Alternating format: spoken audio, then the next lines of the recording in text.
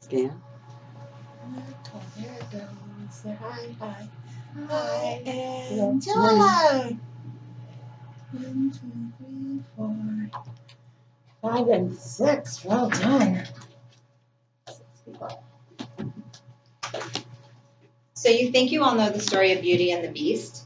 Well, wait till you hear my story. It may be the story that just changes your life. This is what botulism toxin. The first two letters of botulism and the first three letters of toxin is the name for botox, which you may have heard of before. And it is from the Clostridium botulinum bacteria, and this is the beast of the story.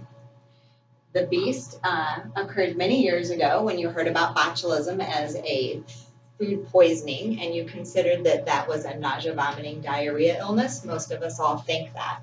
However, the big problem with it was that it caused paralysis of muscle tissue. So one of the first signs that one would see was facial and eye drooping, and we have a slide. So the eyes would droop shut and people would have to hold the eyes open because of the paralysis of the muscle that was caused by the toxins that were produced by the bacteria. This effect could have spread through the whole body, causing paralysis of all the muscles of the body up to and including the diaphragm. The diaphragm is what causes you to breathe. And if it becomes paralyzed, you no longer breathe and you would need ventilator assistance in a hospital. So survival rates could have been very bad depending on how much they were exposed to.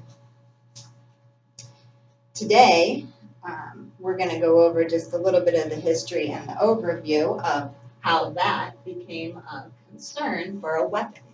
Because in the medical world, we tend to, and in all of the world, we tend to look at whatever we have before us and how else can we use it. So unfortunately, some people realize that this is something that could be spread easily. It's easily transportable, it's easily made, and it can be aerosolized across large groups of people. It can be introduced into the food or water supply. So once it would hit the affected people, they would become paralyzed. So it could be used as part of germ warfare.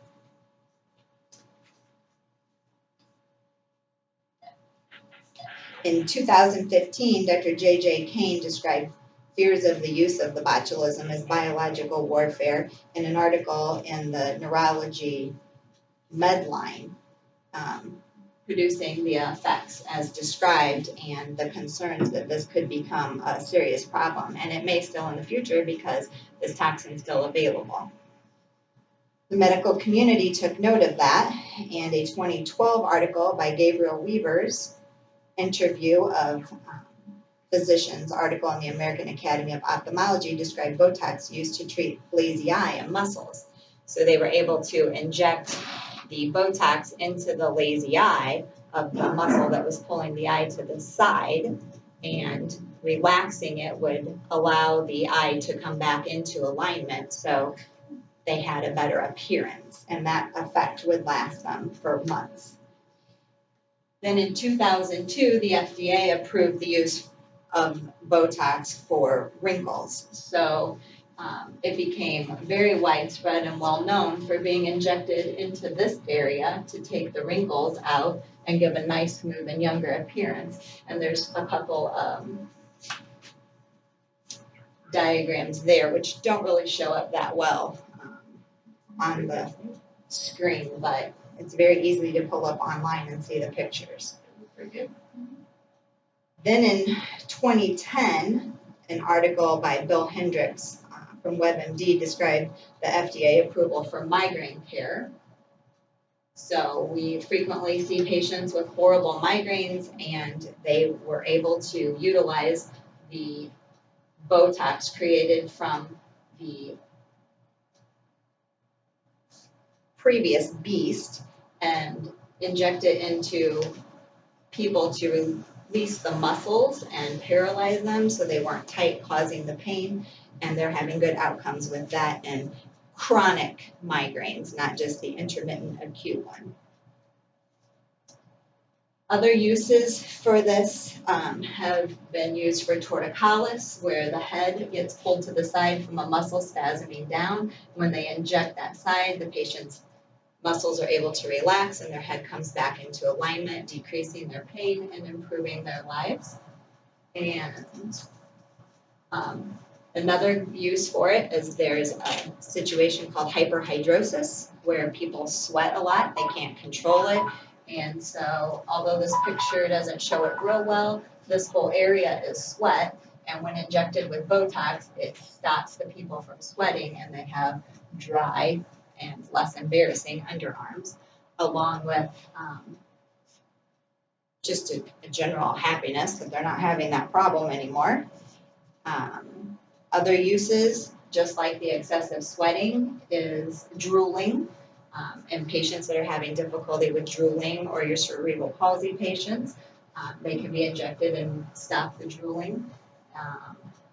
And then any muscular tension and pulling, which also includes, for example, bladder spasms causing urinary incontinence and difficulties, they can inject the bladder and reduce the tension in the muscle of the bladder. So people are not having problems with that. And interesting one is a gummy smile. So people whose lip comes up too high and their gum shows when they smile, they can actually inject the muscles in the lip so the lip can relax, come down, and cover the gum.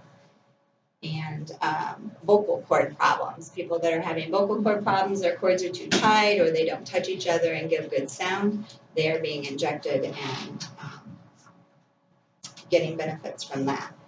And an interview with Jenny Kratz this month, she described 2 years of use of Botox to reduce her angry lines, the comments that she got about why are you mad all the time, and she got a nice relaxation and brow lift. She's been doing it for 2 years, about every 4 months. Botox is injected with a very small needle, like this, with a hypodermic syringe. The needle is actually even smaller than this one, and it takes about 4 days to get the benefit, and then it lasts for about 4 months. So I'll take questions in a moment. However, I'd like to thank you all for attending today and giving me the opportunity to share this information with you. Hopefully in the future you can pass this on and help people reduce their pain and improve their lives.